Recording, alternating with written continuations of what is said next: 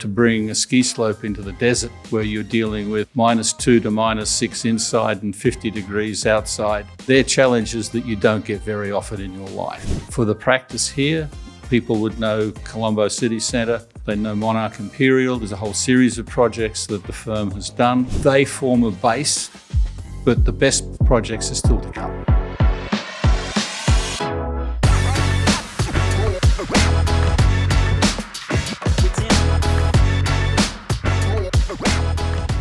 Hi everyone, and joining me in the studio today is Jeff Rossely, the newly appointed Group Chairman and Director of Turner Walker Robinson Australia and UAE. Welcome, Jeff. Turner Walker Robinson is an architectural design and interior company. Most of these practices are driven by a core design philosophy. What is yours, and how has it been, embraced by our clients? I think the client's approach, they want an end product that they're happy with. Our objective obviously got to be to deliver that end product. Now, their reaction sometimes to our reaction to what they think they want versus what we think they want, that can be an interesting interchange and a very robust set of discussions at times. There's no point as a practice in being understated and quiet when you believe that what you've been asked to do doesn't actually fit the reality of what they would like. So you have to engage in that at the beginning in order to get clarity. Some people don't like that because they see it as being a conflict. It's not. It's a creative and constructive discussion. And without that in an architectural practice being prepared to take those steps, you simply become a draftsman. And that's not our intention, nor is it our interest. What are the main elements of that core design philosophy? Okay, let me give an example. Someone comes to you and says they want to do a 5-star hotel. You say, great. Then they say, my budget's $300,000 a key. Your first statement is, well, I'm sorry, you cannot do a 5-star hotel for $300,000 a key. Or, I want to do a 5-star hotel and the rooms are going to be 40 square metres. If I take, say, Four Seasons, their minimum resort size is 62, so you're already 50% under. So you have to have those discussions, and you have to be aware of what each of those categories is. Retail, if you take that as another example, as an area of the practice. A lot of what people think about is they think about what the tenant wants, which is correct. The retailer wants this, the retailer wants that. But what the retailer actually wants is something that encourages the customer to come back, encourages the customer to linger and spend money. And that is where you look at it, that 95% of the building is designed to be functional and meet the needs. It's the last 5% that the customer actually sees. And what happens in a lot of people's businesses is they concentrate on the 95% and forget the 5% because it's only that much of a project. But that is the most critical part. Excellent. Your firm has operations in different parts of the world, Australia, Dubai, UK, Sri Lanka. What sets Turner Walker Robinson apart from many others in the design? I think the first thing is people in the practice, you can say, are wanderers. They start in Sri Lanka, they go to London, they end up in Melbourne, so they have different sets of experiences. Those experiences feed into the design philosophy of the practice and how it deals with it. So, for instance, in the projects in Sri Lanka, it's very much about how you blend the local culture into international design. In, say, the projects in Australia, it's a more simple philosophy because you're not trying to blend East and West. You're blending West and West, if I can use that type of terminology. It may be different in terms of environment, in terms of weather, but the fundamental, if you like, Anglo-Saxon design philosophy flows through. That doesn't apply when you're working in Sri Lanka. It doesn't apply when you're working in Dubai. It doesn't apply when you're working in many other markets. As an architectural practice, one of the things we pride ourselves on is adapting ourselves to the culture and the environment we're in. And that I think is very important. We don't bring a fixed design philosophy, we bring a set of principles.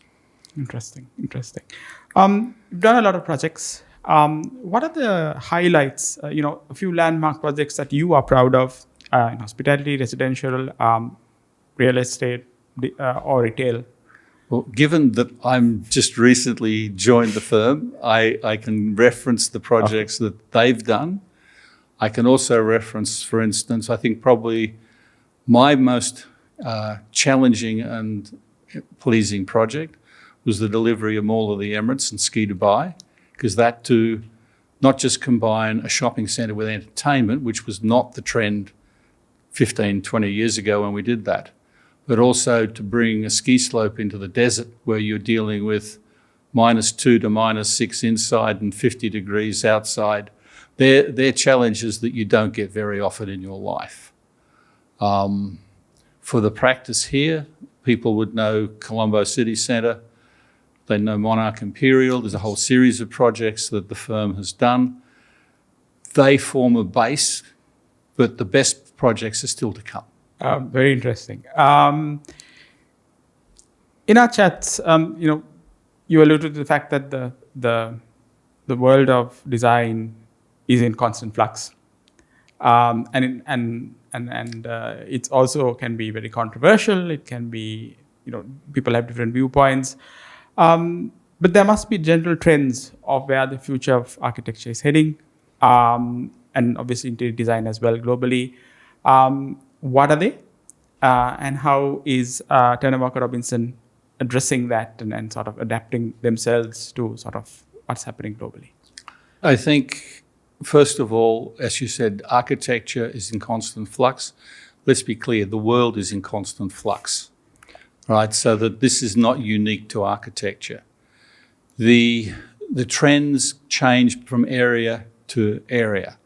If you look at the Maldives, in this instance, Maldives is a very sophisticated tourist resort destination where what you would have said 10 years ago was a 5-star product is now a 2 or a 3-star product. If I look at Sri Lanka, the stage where Sri Lanka is in, say, the high-end resort destinations is still probably 10 years back, right? The opportunities here and the opportunity for the country is to be able to capitalise on the natural beauty, its natural assets, the friendliness of its people, and then upgrade the physical infrastructure of the resorts. That will probably be what will happen here for the next 5 to 7 years. In terms of, you look at the Port City project, which is a major project here, which I visited this morning, you can see they're trying to, in a lot of their imagery, replicate international design. That's a trend here because you're coming out of a colonial design era. It might well be in 10 years' time you want to go back to a colonial design era because it feels, as Prince Charles or King George III would say, it feels more human scale. So you have all of those conflicts always going on. There will never be one single trend. Interesting. You've had some interactions in Sri Lanka. We as an island nation are usually quite content in what we have, but I noticed, particularly with the younger generation, it's an appetite for trying out something new, keeping up with the latest trends.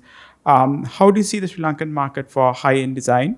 How do you see it evolving? And what role do you think Turner Walker Robinson will play in this? Okay, let's say that the last 50 years has seen globalisation. The world has contracted enormously. Television, movies, social media has shrunk the time frame of the world in a very short period of time. So you see a lot of people now look at American lifestyle and look at European lifestyle, they have envy. They want to have that lifestyle, but they want to have it here and they want to have it now. So it's therefore you've got to work out how you bring those images, those design styles, how you incorporate them into your local culture. Because they don't just pick up a building or pick up a design and transfer it. It doesn't work that way. You have to adapt it, you have to develop your own style.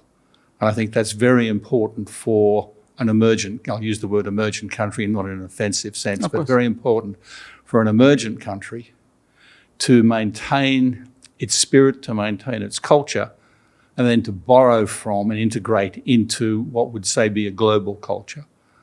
And that's how Turner Robinson, in its way of going forward, has got to apply that to its architecture, to its interior design. You are the newly appointed group chairman and director. I ask this question of every newly appointed person. You must have your own vision for where you want to see the firm go. And you would like to see its role in Sri Lanka enhanced. Obviously, they are established, but you want them to take it to another level. What is your vision for the firm going forward? The firm has a large base in Sri Lanka. It's been doing many projects here over the years. I look at Sri Lanka, and I think the world looks at Sri Lanka as a country that's been in trouble.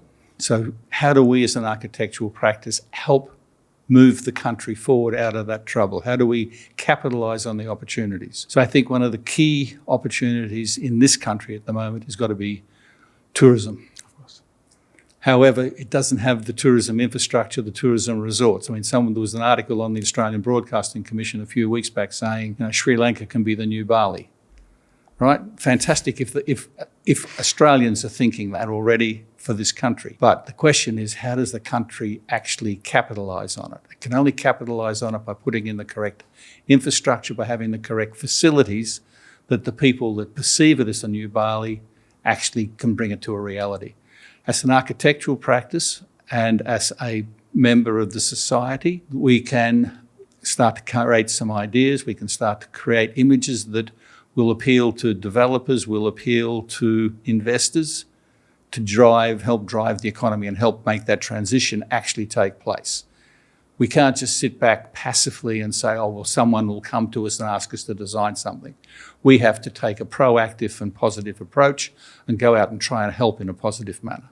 And that's got to be the part of our social responsibility that we talk with at the beginning. You talked a lot in this interview about social responsibility, and I'm going to ask you in terms of the next generation. You've seen the world. You have an enormous amount of experience, very young at heart. You're working with this established local firm. How do you see the flow through in terms of knowledge, skills, and the pass through, and how do you see that enhancing? Because you said a lot of Sri Lankans have gone overseas, and the problem is not all of them have come back, sadly, and so we need to, the people who are here, they need to elevate their knowledge, skills, and attributes. And how are you and Turner Walker Robinson contributing to that? Well, I think there's two aspects to that. One is if you like, the brain drain, as people would call it. We'll use that because usually it's the most talented that go over. Or you have at the other level, it's usually those that are going over at the hotel services level, that type of level. So there's two elements to that. Turner Walker Robinson has a base in Melbourne, has a base here. So there's a continual exchange by the principals of the company backwards and forwards. I'll be coming backwards and forwards from multiple locations because I don't just have one role in life. And then it's what you do when you're here. Do we set up some seminars? Do we set up some, exchange ideas? Do we do interviews like this where we talk about experiences so that people can get a feel?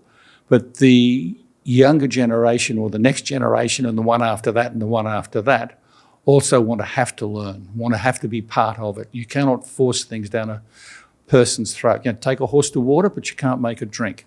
So there has to be a two-way willingness. Now, how do you do that? You create some excitement. You've got to capture their attention. You've got to give them a reason to want to be interested. That's the challenge. That's more the challenge than actually getting them sharing the knowledge. One final question. Locations that stand out, I'm thinking here of Dubai, have done so by merging what's domestic from their culture, from their history, with cutting-edge design. Where and how do you see that applying to Sri Lanka? Okay, let's start. Dubai set off with a vision in the 70s of being the Singapore of the Middle East. Right? It didn't actually start to capitalise and realise on that until the 2000s. So it took them 30 years of hard work, commitment to achieve that transition. I went to Dubai the first time in 1991. Population 700,000. Today it's over 4 million. Abu Dhabi hasn't changed that way. Sharjah hasn't changed that way. It comes down to leadership, it comes down to commitment, and it comes down to persistence. And then the rest, if you have the right frameworks and the right approaches, will follow. But don't expect it to happen in a year, don't expect it to happen in 2 years. This is a long-term commitment you have to make. Design is part of that, because design creates excitement. If you think Sheikh Rashid in the 70s built the World Trade Center, which was the highest building in the Middle East for nearly 30 years, 28 stories. I've seen it. Right? Now Dubai has the world's tallest building. But if you think back to the transition, the image was of Burj Al Arab. Right? So they made a number of landmark statements along the way.